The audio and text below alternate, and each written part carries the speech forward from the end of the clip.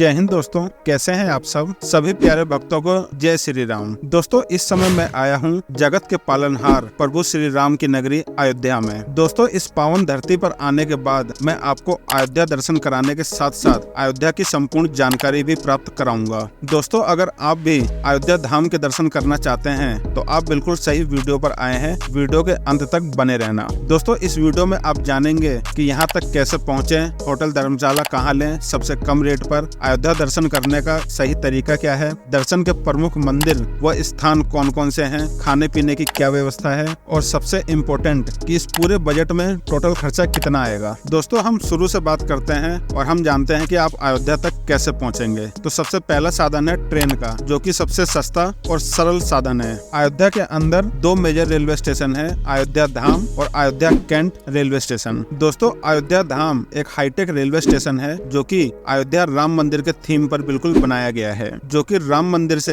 लगभग 1 किलोमीटर की दूरी पर स्थित है। अयोध्या धाम रेलवे स्टेशन तक देश के हर एक कोने से लगभग ट्रेनें मिल जाती हैं। बहुत सी ट्रेनें अयोध्या कैंट रेलवे स्टेशन तक आती है, जो कि अयोध्या से लगभग 15 से 16 किलोमीटर की दूरी पर स्थित है। अयोध्या कैंट रेलवे स्टेशन पर उतरने के बाद आपको बड़ी ही आसानी से वहां से e rickshaw, auto, electric buses available हो जाएंगी, जो कि मात्र 30 से 40 रुपए में आपको अयोध्या रेलवे स्टेशन तक या अयोध्या मंदिर तक बड़े ही आसानी से ड्रॉप कर देंगी। वहीं दोस्तों, अगर आप बस से आना चाहते हैं तो आसपास के राज्यों से आपको डायरेक्ट बसेस यहाँ के लिए मिल जाती है। दोस्तों, अगर आप यहाँ पे फ्लाइट के थ्रू आना चाहते हैं तो यहाँ का महर्षि वाल्मीकि इंटरनेशनल एयरपोर्ट बना हुआ है, जो कि अयोध्या से लगभग 15 किलोमीटर की दूरी पर स्थित है और देश के लगभग हर बड़े एयरपोर्ट से यहाँ के लिए आपको डायरेक्ट फ्लाइट अवेलेबल हो जाएगी। तो चलिए दोस्तों, बहुत प्यारा सफर पूरा करके हम लोग पहुँच चुके हैं राम जी की नगरी अयोध्या में। तो चलिए दोस्तों, अब हम बात कर लेते हैं यहाँ पर रुकने के लिए आपको धर्मशाला या होटल कहाँ पर लेना चाहिए। दोस्तों, ऐसे तो आप पूरे अयोध्या में होटल, धर्मशाला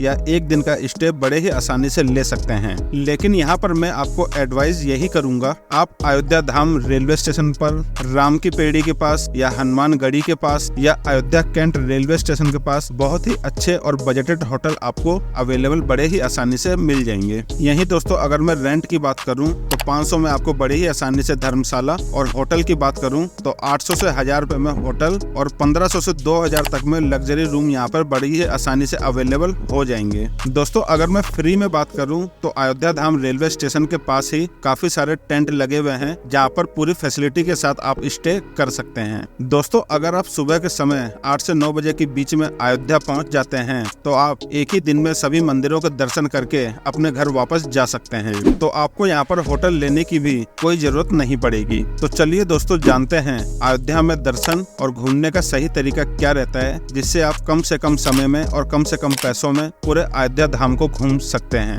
दोस्तों, सबसे पहले हम चलेंगे राम की पेड़ी सरजू घाट पर। सबसे पहले हम यहाँ पर स्नान करेंगे, जो कि अयोध्या धाम रेलवे स्टेशन से लगभग 2.5 किलोमीटर की दूरी पर स्थित है। ई रिक्शे के द्वारा आप बड़े ही आसानी से 15 से 20 रुपए में आप यहाँ पर पहुँच सकते हैं। दोस्तों, यहाँ पर स्नान करने के बाद में अब हम लोग चलते हैं राम की पेड़ी के पास ही स्थित श्री नागेश्वर नाथ मंदिर दर्शन करने के लिए। दोस्तों, ये जो है महादेव जी का बहुत ही प्राचीन मंदिर है और ऐसा भी मानना है कि सरजू नदी में स्नान करने के बाद यहाँ दर्शन करने के साथ साथ आपकी सभी मनोकामनाएं पूरी होती हैं। दोस्तों, ये मंदिर काफी प्यारा और काफी भव्य है। मेरा आपको यही सजेशन रहेगा कि आप यहाँ पर दर्शन करने जरूर जाइए। दोस्तों, यहाँ पर दर्शन करने के बाद आप वापस लता मंगेशकर चौक पर आ जाइए। लता मंगेशकर चौक से ई रिक्शा करके अब हम चलते हैं सीधे श्री हनुमान गढ़ी। दोस्तों, पूरी अयोध्या को एक ही रंग, एक ही डिजाइन से इतनी सुंदर तरीके से सजाया गया है कि इसकी भव्यता को देखकर काफी अच्छा महसूस होता है और रात के समय यहाँ की लाइटिंग देखकर दोस्तों आपको ऐसा अनुभव होगा कि हर रात यहाँ पर जो है दिवाली ही होती है। तो चलिए दोस्तों, अब हम आ चुके हैं अयोध्या के सेनापति श्री हनुमान जी के शरण में हनुमान गढ़ी। दोस्तों, यहाँ ऐसी मान्यता है कि प्रभु श्री राम के दर्शन करने से पहले हमें हनुमान जी के दर्शन करने जरूरी हैं, तभी आपकी ये पावन यात्रा सफल मानी जाती है। दोस्तों, यहाँ मंदिर के बाहर काफी सारी फूल मिठाइयों की दुकानें हैं, जहाँ से आप अपना प्रसाद ले सकते हैं। प्रसाद लेने के बाद और 76 सीढ़ियाँ चढ़ने के बाद आप आ जाएंगे हनुमान जी के भव्य मंदिर के अंदर। जैसा कि बताया जाता है, यहाँ पर दर्शन करने से आपकी सभी मनोकामनाएं पूरी होती हैं और ये दर्शन करते करते आप पीछे के रास्ते से बाहर निकल सकते हैं। हनुमानगढ़ी में दर्शन करने के बाद अब हम चलेंगे यहाँ के राजा प्रभु श्री राम जी के मंदिर में। दोस्तों, आप जो ये वीडियो में सामने रास्ता देख रहे हैं, ये दशरथ महल होते हुए सीधे राम मंदिर की ओर जाता है। आप चाहें तो दोस्तों सिंह द्वार से भी एंट्री कर सकते हैं, मगर वो रास्ता थोड़ा लंबा होता है। अब हम दशरथ महल होते हुए राम मंदिर के एंट्री पॉइंट पर पहुंच जाएंगे। दोस्तों अब हम यहाँ पे जानेंगे कि कैसे दर्शन करना है और आपको यहाँ पर क्या क्या फैसिलिटी मिलती है। दोस्तों अगर आपके पास लगेज वगैरह है तो आप सीधे सीधे जो है स्कैनिंग पॉइंट पर आकर अपना सामान को स्कैन करवा के एंटर हो सकते हैं, और एंट्री करने के बाद आप लॉकर के अंदर अपने जूते चप्पल और सामान को बड़े ही सुरक्षित तरीके से रख सकते हैं। सारा सामान लॉकर में जमा करने के बाद अब हम चलेंगे प्रभु श्री राम जी के दर्शन करने के लिए। लाइन में दोस्तों आगे बढ़ते हुए अब हम आ जाएंगे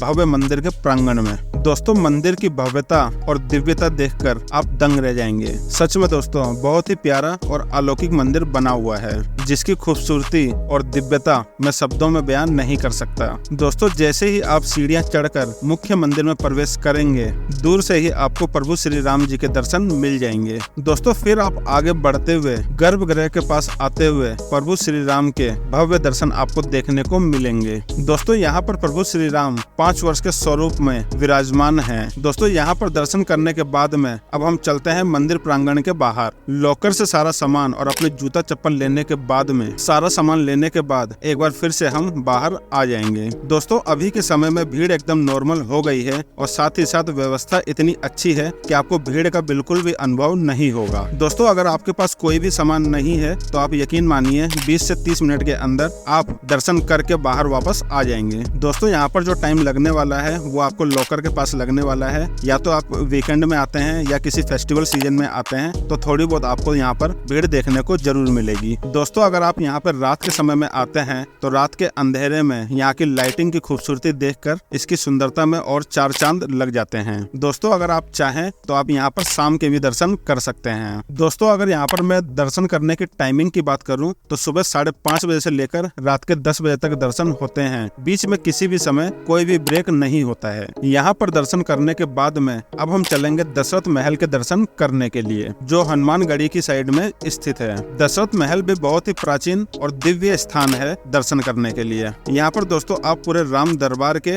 अलौकिक और दिव्य दर्शन प्राप्त कर सकते हैं। दोस्तों दशरथ महल के दर्शन करने के बाद अब हम चलेंगे कनक भवन की ओर, जो यहाँ से लगभग 100 से 150 मीटर की दूरी पर स्थित है। दोस्तों कनक भवन की भव्यता देखते ही बनती है, जो कि एक स्वर्ण जैसा आपको देखने को मिलता है। दोस्तों ऐसा माना जाता है कि यह भवन भगवान श्री राम जी से विवाह के तुरंत बाद महारानी कैकेयी जी द्वारा देवी सीता जी को उपहार में दिया गया था। दोस्तों मंदिर प्रांगण में प्रवेश करने के बाद अब भगवान श्री राम और माता सीता के दर्शन कर सकते हैं और आशीर्वाद प्राप्त कर सकते हैं। दोस्तों आप लोग कुछ देर यहाँ पर बैठ भी सकते हैं। यहाँ पर कुछ देर बैठने के बाद आपको बहुत ही अच्छा फील होगा। दोस्तों कनक भवन के प्रांगण में ही श्री लाल साहेब मंदिर और इसी के साथ साथ श्री कनकेश्वर महादेव मंदिर भी स्थित हैं। आप यहाँ पर भी जाकर आशीर्वाद प्राप्त कर सकते हैं। दोस्तों ये भी स्थान जो है बहुत ही ज्यादा प्राचीन और अलौकिक है। आप यहाँ पर भी दर्शन जरूर करें। दोस्तों अयोध्या में इन सभी प्लेसेस के अलावा त्रिमणि रामदास छावनी, तुलसी स्मारक, जैन मंदिर और भी बहुत से प्रमुख मंदिर हैं जिनके आप दर्शन कर सकते हैं। तो चलिए दोस्तों अब हम बात करते हैं यहाँ पर खाने पीने की कैसी व्यवस्था है। दोस्तों पूरी ही अयोध्या में आपको विशाल भंडारे देखने को मिल जाएंगे, जहाँ से आप अपनी पेट पूजा फ्री में कर सकते हैं। वहीं अगर आप ढाबे या रेस्टोरेंट में भोजन करना चाहते हैं तो यहाँ पर बहुत से रेस्टोरेंट बने हुए हैं, जहाँ पर आप अपने बजट के हिसाब से भोजन कर सकते हैं। आखिरी में दोस्तों हम बात कर लेते हैं कि इस पावन यात्रा के लिए आपको कितने दिनों का और कितना बजट रखना चाहिए। दोस्तों अगर सुबह के टाइम में आप यहाँ आ जाते हैं तो एक ही दिन में सभी मंदिरों के दर्शन करके आप अपने घर वापसी के लिए जा सकते हैं। मगर दोस्तों मैं आपको ये एडवाइस करूंगा कि अयोध्या के अंदर कम से कम एक नाइट का स्टे जरूर बनाइए, जिससे आप सभी मंदिरों को आसानी से कवर कर सकें। तो चलिए दोस्तों अब हम बात करते हैं सबसे इम्पोर्टेंट कि इसमें बजट कितना लगेगा। दोस्तों अगर आप सुबह यहाँ टाइम से आ जाते हैं सभी मंदिरों के दर्शन करने के बाद और शाम को ही आप घर वापसी करते हैं तो एक आदमी का खर्चा 500 रुपए प्लस ट्रेन का किराया रहने वाला है। अगर आप चाहते हैं एक रात का स्टे करना तो 1500 से 2000 तक प्लस ट्रेन का किराया रहने वाला है। दोस्तों इस वीडियो के अंदर मैंने अयोध्या धाम से जुड़े छोटी से छोटी और बड़ी से बड़ी इन्फॉर्मेशन को अच्छे से आपको डिलीवर करने की कोशिश करी है। दोस्तों अगर ये इन्फॉर्मेटिव वीडियो आपको अच्छी लगी हो तो वीडियो को लाइक करके चैनल को सब्सक्राइब जरूर कर लेना। जय श्री राम दोस्तों।